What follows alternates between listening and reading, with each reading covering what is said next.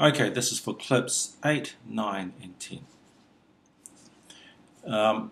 The problem with seeing history as one fact after the other, or one damn fact after the other, or one damn event after the other, is that history really is dependent on understanding how people thought at the time, because then you can understand the facts that they construct.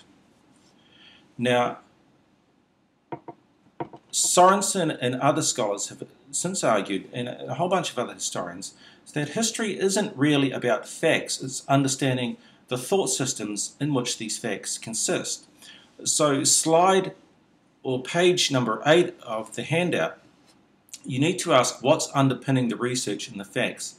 So in MPK Sorensen's article, Māori Origins and Migrations, Sorensen investigates this whole idea of the histories that have been constructed by European scholars since the 19th century. And what he finds is that they've constructed a history on what they assume to be facts, but in constructing a history, they've really constructed their own stories and their own mythologies about Māori.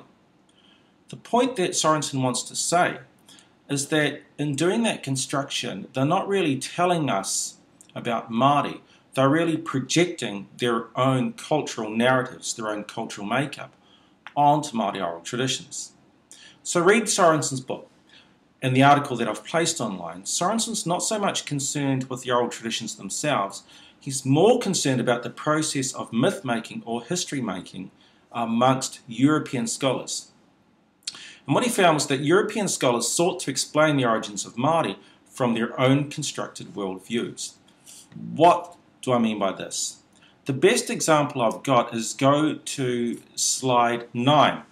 And here you've got the raft of the Medusa and that painting that you'll see there. Have a look at the painting.